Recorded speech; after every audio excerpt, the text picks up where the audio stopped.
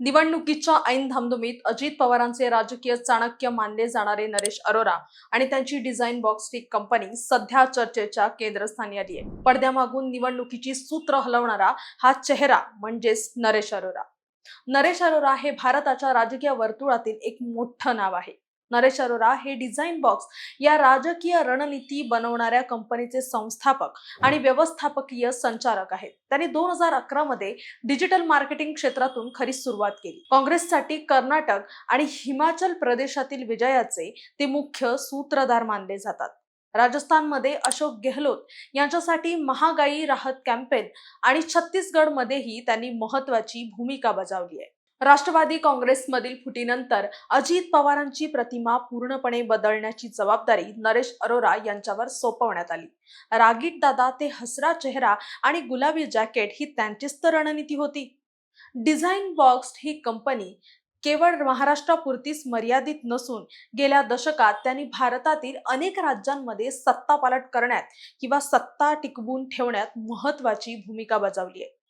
नरेश अरोरा यांच्या नेतृत्वाखाली या कंपनीने हाताळलेले काही सर्वात मोठे आणि गाजलेले राजकीय प्रोजेक्ट्स पाहूयात। कर्नाटक विधानसभा निवडणूक 2023 नरेश अरोरा यांच्या कारकिर्दीतील हा सर्वात मोठा मास्टर स्ट्रोक मानला जातो। भाजपच्या तत्कालीन सरकार विरुद्ध पे सीएम हे अत्यंत आक्रमक कॅम्पेन त्यांनीच डिझाईन केलं होतं। 40% कमिशन सरकार ही घोषणा घराघरात पोहोचवून त्यांनी काँग्रेसला पूर्ण बहुमताने सत्तेत आणलं। डी.के. शिवकुमार यांचे इमेज बिल्डिंग करण्यात त्यांचाच मोठा वाटा होता। 2.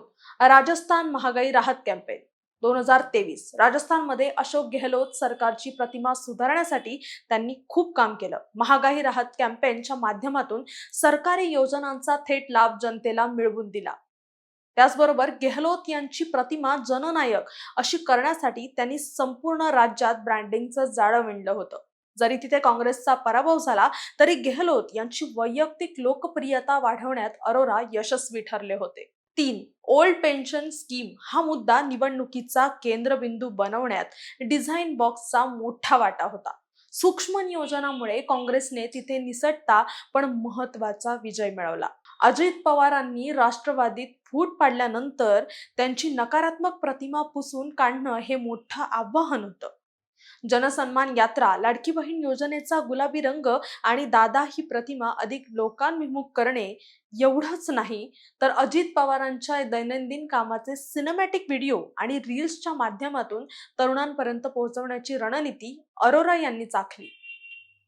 ही कंपनी प्रत्येक मतदारसंघाचा सखोल अभ्यास करते। कोणत्या गावात कोणता मुद्दा गाजतोय याची माहिती त्यांच्याकडे रिअल टाइम मध्ये असते। विरोधकांच्या उणीवांवर बोट ठेवण्यासाठी ही कंपनी अत्यंत क्रिएटिव्ह आणि आक्रमक जाहिरातबाजी करते। एखाद्या नेत्याची जुनी इमेज बदलून त्याला नवीन रूपात जनतेसमोर मांडण्यात जसे अजित पवारांच्या बाबतीत झालं तसंच या कंपनीचा देखील त्यात हातखंडा आहे। थोडक्यात सांगायचं तर नरेश अरोरा यांनी उत्तर भारतापासून दक्षिण भारतापर्यंत अनेक मोठ्या मुख्यमंत्र्यांसाठी ब्रँड मॅनेजर म्हणून काम केले। त्यामुळेच निवडणुकीच्या आदल्या दिवशी त्यांच्यावर किंवा त्यांच्या कंपनीवर होणारी कोणतीही कारवाई ही संपूर्ण निवडणूक रणनीतीला ब्रेक लावणारी ठरू शकते। तुर्तास या व्हिडिओत इथेच थांबूया। तोपर्यंत पाहत राहा टॉप न्यूज मराठी, आपला महाराष्ट्र, आपली बातमी। आता जोकासू एसटीपी या अत्याधुनिक जॅपनीज तंत्रज्ञानाने सुसज्ज quick installation, energy efficient, noiseless blowers, low maintenance या आणि अशा वैशिष्ट्यांनी परिपूर्ण जोकासू एसटीपी तंत्रज्ञान प्रकल्प उभारणीपासून ते विक्री पश्चात समाधानकारक सेवा देणारी, भारताबरोबरच परदेशात देखील प्रकल्पांची यशस्वी उभारणी करणारी company Deccan water treatment private limited.